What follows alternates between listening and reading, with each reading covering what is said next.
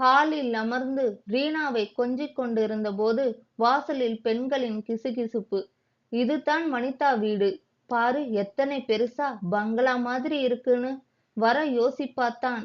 ஆனா வந்தா 300 400 ரூபா அன்பளிப்பா கொடுப்பா. அதான் அழைக்கலாம்னு வந்தேன். அட, இது சித்தி குரலாச்சே. வனிதா எழுவதற்காக ரீனாவை சோபாவில் கிடத்தியபோது சித்தி மகள் சுந்தரியின் குரல். வனிதா வந்தா அவங்களை வளையல் போட விடுவீங்களாமா? நல்ல கதை. எவ விடுவா? தத்து குழந்தை எல்லாம் குழந்தையாயிடுமா? வயிறு மலர்ந்தவங்கத்தான் என் மருமகளுக்கு வளையல் போடணும். வனிதாவை ஏதாச்சும் சொல்லி தட்டி கழிச்சிடுவேன். வனிதாவுக்கு திக்கென்றது. பஸர் ஒலித்தது. முகக்கலக்கத்தை மறைக்க வலிந்து புன்னகையை மலரவிட்டபடி கிரில் கேட்டை திறந்தாள் வனிதா. வாங்க சித்தி. வா சுந்தரி. இதுதான் ரீனாவா? கேள்விப்பட்டோம். ஆமாங்க சித்தி. 8 மாசம் ஆச்சு. யாருக்கும் சொல்லலை. நீ சொல்லாட்டி தெரியாமலா போகும்? நீ தத்தெடுத்த 2ஆம் நாளே நம்ம சொந்த பந்தம் எல்லாருக்கும் தெரிஞ்சிடுச்சு. இப்பெல்லாம் மொபைல் போன்லே பறக்குது நியூஸ். புன்னகைத்தபடி இருவருக்கும் குளிர்பானம் கொடுத்தாள் வனிதா. என் மருமக சித்ராவுக்கு நாளைக்கு வளகாப்பு. சாயந்தரம் 4 மணிக்கு. உன்னை அழைப்பதற்காக வந்தேன். தவறாம வந்துரு. என்ன? என்றாள் சித்தி. கண்டிப்பா வரேன் சித்தி. சரி வனிதா, நாங்க கிளம்புறோம். இன்னும் 4 வீட்டுக்கு சொல்லணும். சித்தி வீட்டு வாசலில் வனிதாவின் கார் வந்து நின்றதுமே உள்ளே எல்லோரும் ஒருவர் முகத்தை ஒருவர் பார்த்து நக்கலாய் சிரித்து கொண்டனர். ரீனாவை இடுப்பில் சுமந்தபடி வனிதா நுழைந்தாள். என்ன தைரியத்தில் வரா? ஒரு அனாதை குழந்தையை தூக்கிக்கிட்டு என்று யாரோ யாரிடமோ முணுமுணுத்தது வனிதாவுக்கு கேட்டது. வா வனிதா, உன் குழந்தையா? எப்ப பிறந்துச்சு? சொல்லவே இல்லையே என்று தெரியாதது போல் கேலி தொனிக்கப்பட்டது. ஒரு அழுகிய மனம். வனிதக்கா, உங்க வளைகாப்பு எப்ப நடந்துச்சு? எனக்கு சொல்லாமலே ஃபங்க்ஷனை நடத்திட்டீங்களே என்றது ஒரு குரல்.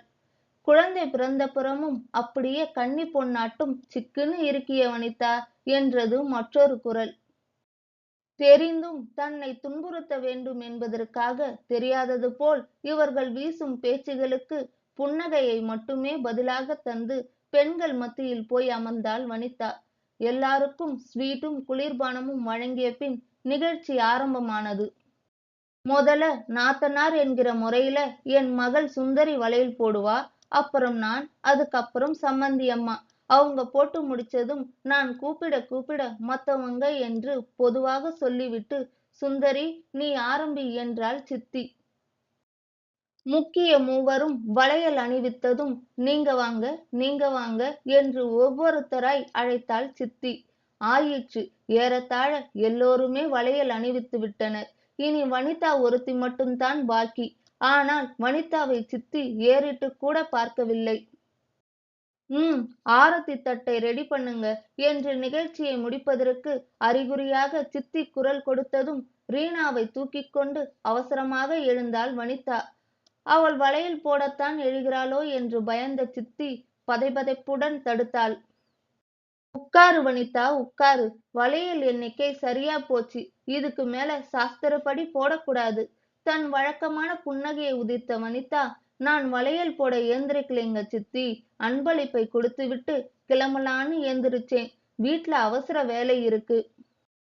சித்திக்கு முகத்தில் அடித்தாற்போல் இருந்தது. சங்கடத்துடன் நெளிந்தாள். வனிதா விற்றென சித்தியின் மருமகளிடம் போய் 500 ரூபாய் கொண்ட கவரை அளித்தாள். பின் கூடியிருந்த உறவினர்களிடம் இதுதான் ரீனா. 8 மாசத்துக்கு முன்னால தத்தெடுத்தோம். யாருக்கும் நாங்க சொல்லலைனாலும் எல்லாருக்கும் தெரிஞ்சிருக்கும்னு நினைக்கிறேன் என்றாள் வனிதா. உடனே கேலி புன்னகையும் நக்கல் சிரிப்பும் அங்கே எழுந்தது. கேலி சிரிப்பை தன் புன்னகையால் அலட்சியம் செய்தபடி தொடர்ந்தாள் வனிதா. குழந்தையை எல்லோருக்கும் காட்டிட்டு போகலாம்னு தான் நான் இந்த ஃபங்க்ஷனுக்கே வந்தேன். ரீனாவை தத்தெடுத்ததிலிருந்து எங்களுக்கு அதிர்ஷ்டம் கூரையை பிக்குது. அவரோட கம்பெனில அவரை மிக சிறந்த மார்க்கெட்டிங் மேனேஜர்னு பாராட்டி சம்பளத்தை 4 பங்கு உயர்த்திட்டாங்க. எனக்கும் எதிர்பாராத பதவி உயர்வு கிடைச்சி சம்பளம் ரெட்டிப்பாயிடுச்சு. அது மட்டும் இல்லாம இந்த ஆபீஸ் பதவி உயர்வை எல்லாம் தாண்டி ரொம்ப ரொம்ப பெரிய பதவி உயர்வு ஒண்ணு எங்க ரீனாவோட அதிர்ஷ்டத்தால எங்களுக்கு கிடைச்சிருக்கு. இந்த மாதிரி சுப நிகழ்ச்சிகளுக்கெல்லாம் தயக்கமில்லாம, தாழ்வு மனப்பான்மை இல்லாம தலைநிமிர்ந்து வந்து போகும்படியா கடவுள் எனக்கு கிருபை செஞ்சுட்டாரு. எல்லாம் எங்க ரீனா வந்த வேலைதான். இந்த வளைகாப்பு ஃபங்ஷனுக்கு நீங்க எல்லாரும் வந்த மாதிரி இன்னும் 5 மாசத்துக்கு பிறகு நடக்கவிருக்கும் என்னோட வளைகாப்பு ஃபங்ஷனுக்கும் வரணும். அவ்வளவுதான். அந்த வீடே வெட்கத்தில் ஆழ்ந்தது. அவசர அவசரமாக, வனிதா, நீயும் சித்ராவுக்கு வளையல் போடு.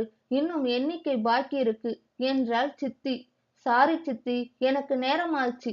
நான் கிளம்புறேன் என்று வாசலை நோக்கி நடந்தாள் வனிதா. கதவருகே சென்றவள் திரும்பி உறவினர்களிடம் புன்னகையுடன் சொன்னாள், என்னோட வளைகாப்புல எண்ணிக்கையை எல்லாம் நான் பார்க்க போறதில்ல. வந்தவங்க எல்லாருமே எனக்கு வளையல் போடலாம்.